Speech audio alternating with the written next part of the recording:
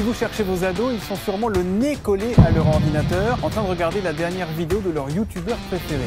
Elle est de loin la youtubeuse francophone au Québec la plus suivie avec près de 2 millions d'abonnés. Des millions de jeunes regardent tous les jours leurs vidéos sur internet. Mais quel est vraiment l'envers du décor de devenir youtubeur? Comment s'organiser? À quoi ressemble mon quotidien en tant que youtubeuse?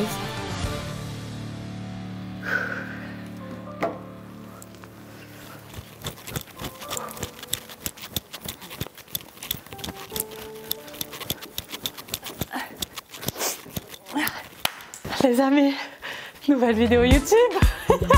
Vous êtes nombreux à me dire, mais Denise, pourquoi tu t'es absentée des réseaux? Tata Dédé, qu'est-ce qui se passe? Pourquoi tu ne télécharges pas plus de vidéos? Eh bien, écoutez, ça fait juste 2 semaines que j'ai pas mis de vidéos en ligne et effectivement, j'ai l'impression que ça fait une éternité. Probablement pour vous, mais surtout pour moi aussi. Et aujourd'hui, j'ai décidé de répondre à toutes vos questions et de vous montrer surtout l'envers du décor de YouTube et quel est le quotidien d'un youtubeur. C'est parti. Parviens-tu à trouver un équilibre te permettant d'avoir du temps pour toi? J'ai changé beaucoup de choses dans mon quotidien, dans ma façon de travailler. Il y a beaucoup de choses qui ont changé parce qu'il y a eu un changement d'équipe, il y a eu un changement d'objectif. Rappelez-vous, l'année dernière, j'étais en couple avec Guillaume et je ne suis plus en couple avec Guillaume qui m'aidait au quotidien dans les vidéos. C'est difficile de pouvoir s'organiser. Pour moi, en tout cas, c'est tout un défi. Le plus gros défi d'une vie, c'est d'être capable de pouvoir être organisé et de pouvoir s'organiser et sans trop de pression. Non, c'est avec un énorme max de pression parce que quand on s'absente 1 ou 2 semaines ou 3 semaines, c'est comme si on est considéré comme morte. Les gens m'ont vraiment... En fait, c'est bien, mais les gens m'ont vraiment posé la question si j'allais bien, puis si j'étais là, puis pourquoi je mettais pas de story, etc. Parce que justement, il y a une pression énorme qui est reliée en fait vraiment au travail, au fait de vouloir publier et d'essayer de garder le rythme, l'énergie, la motivation, etc. tout le temps. Mais je pense qu'avec un petit peu d'astuces, un petit peu de conseils et surtout une bonne méthodologie de travail, on y arrive. On arrive à garder le rythme, à garder la motivation. Et moi, ça fait 5 ans, les amis, je kiffe toujours autant ma life. On va de suite aller en phase préparation de la vidéo du jour qu'on va tourner en collaboration avec Fast Good Cuisine pour sa chaîne. Je vous emmène directement avec moi sur le tournage. C'est parti. Début, il y a 3 fast-food à tester, McDo, KFC et un kebab. T'aimes bien les kebabs toi? Ouais, ça va. Okay. Ça fait longtemps que j'avais pas mangé. Trop bien. Donc là il y a ça, on va d'abord passer au McDo dans le Vieux-Québec, directement après au KFC qui est un peu plus loin et on va finir par le kebab pour revenir manger ici. Est-ce que t'as faim? Ça commence à creuser là. Okay, il est genre 13h30 donc parfait. Donc on a la liste des menus directement ici à commander. Au niveau de la préparation des vidéos, les amis, Théo, c'est un de mes agents. Je suis en agence chez Point d'Orgue à Paris qui gère toute la partie partenariat et toute la partie sponsor quand jamais il y a des personnes qui veulent pouvoir collaborer avec moi pour différentes vidéos. Et dans ces cas-là, Théo lui gère vraiment toute la partie partenariat avec d'autres agents qui sont dans l'agence. Il y a combien de personnes avec qui tu bosses? Au total à l'agence, ça doit être quasiment 15 maintenant. Ah ouais? Ok. Prenons l'exemple. Prenons l'exemple McDo. McDo qui souhaiterait faire une vidéo avec moi ou moi qui souhaiterais faire une vidéo avec McDo. Restez à l'affût, abonnez-vous juste ici. Là. Je dis ça, je dis rien. Et donc finalement, Théo va s'occuper de tous les échanges avec la marque pour être capable de pouvoir organiser ses tournages et de voir les dates, ce qui est possible de faire, quelles sont les clauses. Et après moi de mon côté, mon objectif c'est de pondre l'idée, de trouver l'idée et de faire en sorte que la magie s'opère. Ok, donc là on part directement en direction McDo, KFC et kebab pour se péter le bide et pour comparer les menus Québec versus France. Et c'est intéressant Théo, tu penses? Moi, je suis toujours stressée. Parce que tu sais, dans les FAQ, enfin, moi quand je regarde les FAQ, justement, je veux savoir qu'est-ce qui se passe derrière, les projets qu'il y a et tout ça. Ouais. Et du coup, c'est intéressant de savoir comment ça se passe. Mais moi, je stresse toujours de savoir est-ce que ça va intéresser les gens, tu sais, est-ce que genre c'est pas à côté de la plaque, est-ce que c'est logique ou pas, tu sais, ça me panique quand même. Il y a forcément des gens qui vont se dire, bah moi tout ce que je veux, c'est juste voir des vidéos fun et c'est tout. Mon sac de tournage, ma pochette de tournage où absolument tout est organisé à l'intérieur et l'objectif c'est d'être capable de pouvoir prendre des caméras, des batteries, genre 8 batteries, je sais pas du tout celles qui sont chargées ou pas. Bienvenue dans ma vie. Un colis. Là je suis en panique parce que le tournage qu'on a demain, j'avais des costumes de commander et j'en ai aucun, genre j'en ai pas reçu. Donc ça se peut que dans la journée, je doive essayer d'aller trouver dans des magasins des costumes mais qui sont introuvables. Pour la petite anecdote, c'est des costumes de prisonniers quoi. C'est pas la saison des costumes et c'est pas la saison des prisonniers quoi. Enfin, il y a une des questions qui m'a été demandée sur ce que je fais du matériel de tournage que je commande souvent pour les tournages parce que j'ai beaucoup de matériel, beaucoup de costumes. J'ai récemment tourné un prank où je me suis fait passer pour une personne complètement invisible au drive. Je vous montre où est le restant du matériel. Tada! Juste ici! Voilà, mon dépotoir. Tout va bien. Là, on a le faux siège que je me suis dit que j'allais rentrer après le tournage. Ça fait un mois. Et ben voilà, tout va bien. Je suis un déchet de la société. En voiture, Simone, c'est toi qui conduis, c'est moi qui le klaxonne ou l'inverse. Comment fais-tu pour te renouveler à chaque fois au niveau de tes idées et de trouver l'inspiration? Ça fait 5 ans que je suis sur YouTube et mon contenu a changé plusieurs fois. Au début, je parlais des différences France-Québec et après, je me suis diversifiée un peu plus dans les challenges et surtout dans les expériences sociales. Malheureusement, pendant la période de Covid, expérience sociale, pas trop possible quand toute la planète au complet était confinée. De ces types de contenus-là, on est en train de les replanifier vraiment de plus en plus pour cette année et pour l'année prochaine, mais c'est des vidéos qui prennent énormément de temps et donc j'en ai plusieurs au niveau des idées qui restent en stand-by et j'ai vraiment plusieurs idées d'expériences sociales et de pranks et tout qu'on est en train de pouvoir mettre en place. Qu'est-ce qui m'inspire? Les amis, c'est vous. Vous êtes extrêmement nombreux à m'envoyer des messages sur Instagram et j'essaye de répondre au maximum de personnes, donc ça c'est top. Donc si vous ne me suivez toujours pas sur Instagram, vous avez simplement à me suivre juste là. Venez, on discute, on interagit ensemble, bref. Mais au final, c'est vrai que je m'inspire principalement de vous, des problématiques, des messages que vous m'envoyez et ça me donne des nouvelles idées. Et surtout, je regarde aussi les tendances sur YouTube, ce qui a intéressé beaucoup de gens ou pas, ce qui me tenterait moi de pouvoir essayer aussi comme quand il s'agit de challenges et de défis. Et j'ai une liste d'à peu près 400 idées de vidéos qui ne sont pas encore réalisées et que j'alimente au quotidien et au jour le jour pour être capable de pouvoir vraiment puiser. Est-ce que ça répond à la question? Probablement. On arrive devant le lieu de prédilection et il y a une question qui me demande quelle est la vidéo que j'ai le plus aimé tourner en 2021. Je pense définitivement que c'est celle avec Mike Horn. Ça a changé ma vie et Mike Horn a changé ma vie. Et voilà. Là, voilà, ça c'est bien. Voilà. Super, tu as une bonne position là. Maintenant, des jambes légèrement plus en arrière. Part dans la vide, comme ça. Tu es là au Rubicon, tu es au point de nos retours là. Honnêtement, tu es engagé. Mike, t'es un gros malade, je te jure. Mais c'est pour ça que tu es là, toi tu es aussi malade que moi. Est-ce que j'allais de nouveau tourner avec lui ou pas cette année? Écoutez les amis, c'est prévu normalement, rester à l'affût. Je pense que ça va être le cas. J'adore toujours courir avant les tournages parce que ça me motive puis ça me donne de l'énergie genre. Surtout quand t'as un énorme camion qui arrive à fond les ballons et que ça fait grave de bruit. Bref. Le bruit! Je réservais la rue, ok, aujourd'hui pour le tournage. Ici, donc, je me trouve dans le Vieux-Québec pour être capable de pouvoir commander exactement le même menu que Fast Good Cuisine. On n'est pas autorisé d'entrer avec la caméra, on va essayer parce que le quotidien et mon quotidien en vidéo, surtout en expérience sociale et en prank, c'est de me faire dégager d'absolument partout de là où je rentre dans des endroits privés.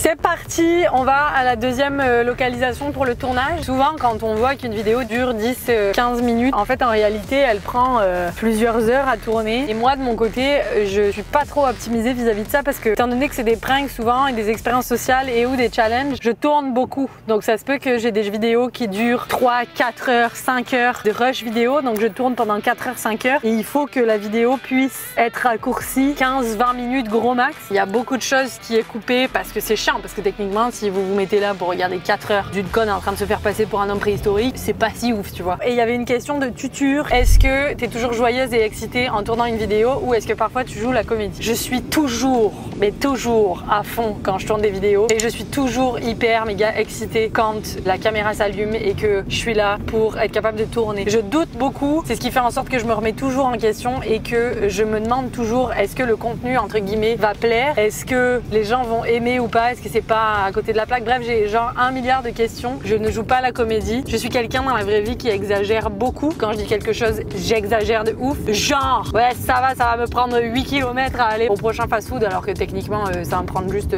3 minutes et voilà. Ça fait partie de ma personnalité. Je viens du Sud et Nice, wesh, team Nice dans les commentaires. Par contre, je joue jamais la comédie, c'est-à-dire que je me forcerai pas à tourner et je me suis jamais forcée à tourner. Et la preuve en est, c'est que ces derniers temps, j'ai eu moins de temps parce qu'on est sur des très grosses vidéos pour cette année qui demandent beaucoup de préparation et qui impliquent beaucoup de gens, qui impliquent beaucoup de déplacements aussi un peu partout dans le monde et ça fait en sorte que ça prend plus de temps au niveau de la préparation et donc que j'avais moins le temps de pouvoir tourner et techniquement ça me tente pas de faire une vidéo et de tourner une vidéo alors que je suis à moitié concentrée pour genre juste en faire une. La qualité avant la quantité. Bienvenue chez PFK, aka KFC quoi, au Québec. Poulet frits du Kentucky. Voilà, là on va aller commander le deuxième menu pour le PFK. Ça fait des années que je n'ai pas mangé du KFC et surtout je suis végétarienne, donc c'est sûr qu'on va voir s'ils ont une option végé ou pas quoi.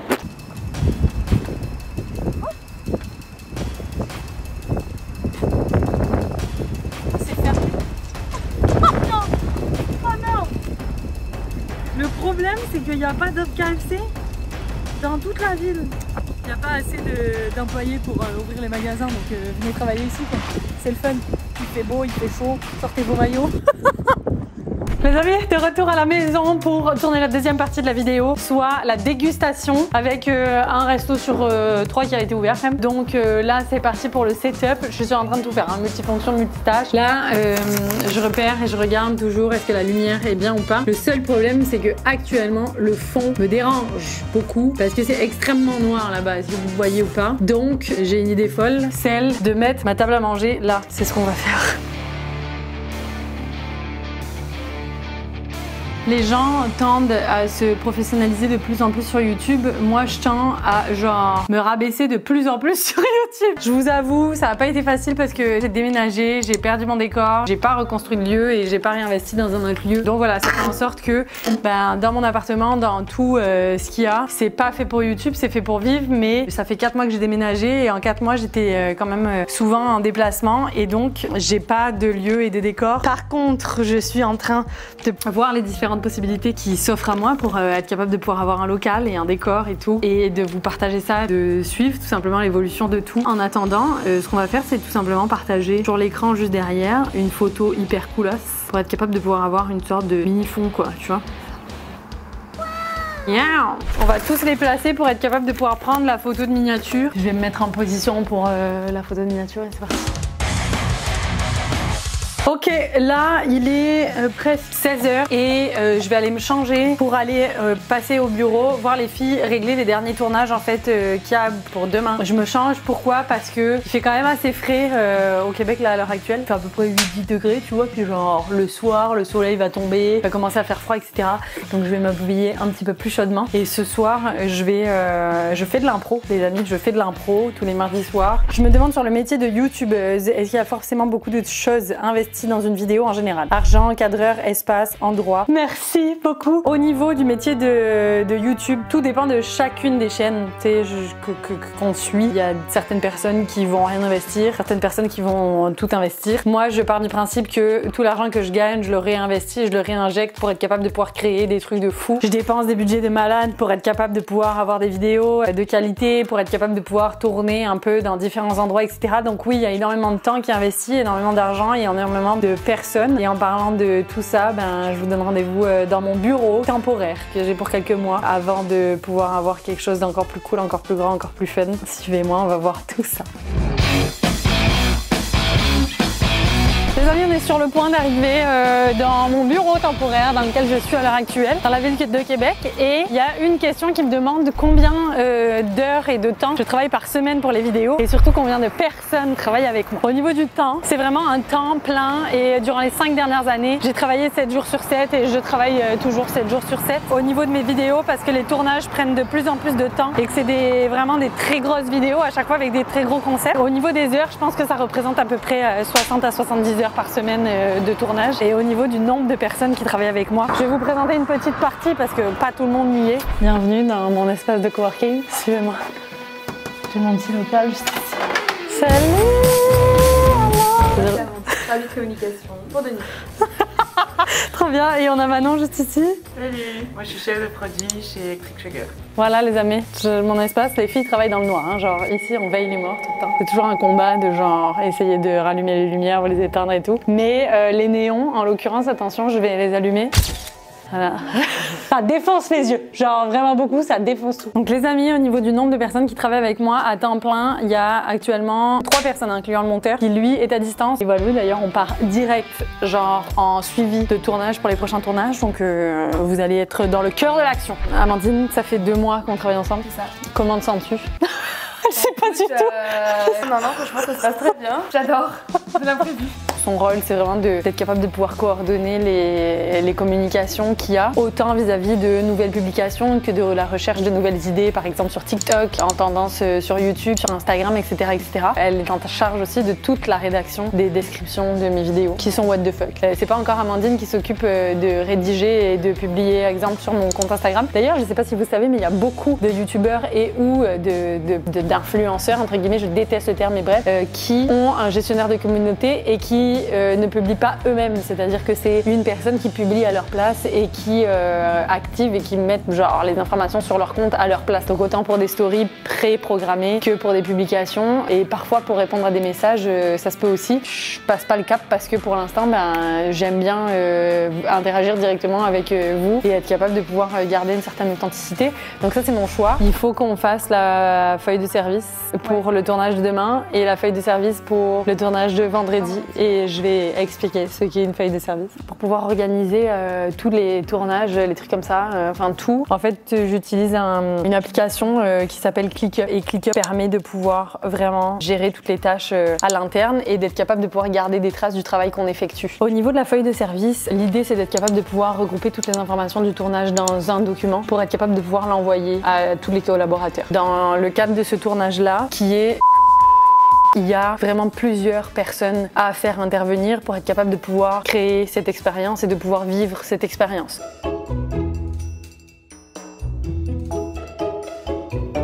Les amis, la journée est presque finie et je vais enchaîner les petites questions genre que vous aviez par-ci par-là. Il y avait une question qui était: est-ce que tu comptes bientôt faire des meet-up? C'est méga prévu cette année pour des meet-up. Je suis en négociation pour plusieurs événements, pour participer à plusieurs événements un peu partout en France. Et ça rejoint une autre information et une autre question que j'avais eue. L'agenda, où est-ce que ça en est? Écoutez, au niveau de l'agenda, j'ai un nouvel agenda qui sort au mois de juin. Est-ce qu'on est sur une méga nouvelle? Oui. Et normalement pour cette année, il y a plein de séances de dédicaces qui sont prévues un petit peu partout en France, donc ça va être l'occasion de pouvoir se voir, se prendre dans les bras, se serrer dans les bras, et surtout de pouvoir vraiment se rencontrer en vrai, parce que moi j'aime vous rencontrer en face, vous serrer dans les bras, genre vous palper et tout, c'est trop bien. Déjà merci beaucoup pour tout le soutien que vous m'apportez vraiment au quotidien, ça change ma vie. Ça fait 5 ans que genre ma vie elle a drastiquement changé grâce à vous, et mon objectif c'est vraiment de pouvoir en faire encore plus.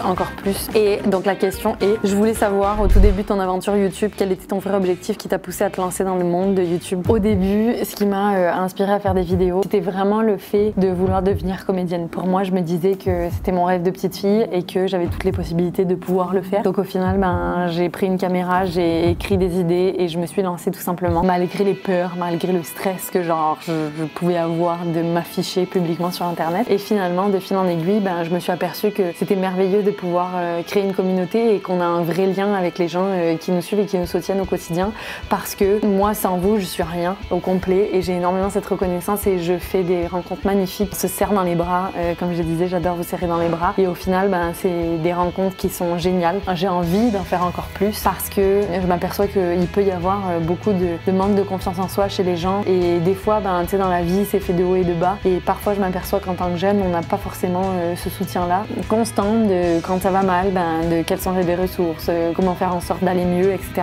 Un de mes premiers objectifs c'est de toujours rester positive et de toujours être motivée sur mes vidéos et sur YouTube, parce que pour moi une journée sans sourire c'est une journée qui est gâchée. Et surtout les objectifs que j'ai pour le futur avec Electric Sugar, donc Manon et moi on travaille fort pour être capable de pouvoir proposer quelque chose d'incroyable, et j'ai hâte de pouvoir vous partager ça. Vous allez pouvoir suivre toute l'aventure, une petite partie de l'aventure sur YouTube et une grosse partie de l'aventure sur Instagram, donc suivez-moi juste en dessous pour ça, et ça va être fou, on va pouvoir se voir en physique, on va pouvoir profiter, mais pas juste nous, profiter avec d'autres personnes, pouvoir faire des rencontres, avoir des amis, voyager, bref, j'en dis pas plus, je suis beaucoup trop excitée les amis. Et en attendant, je vous fais d'énormes bisous, merci à tous pour votre soutien, et là, tenez-vous et accrochez-vous parce que les prochaines vidéos, ça envoie du feu, du fire. Moi je vous aime, et surtout, abonnez-vous, merci.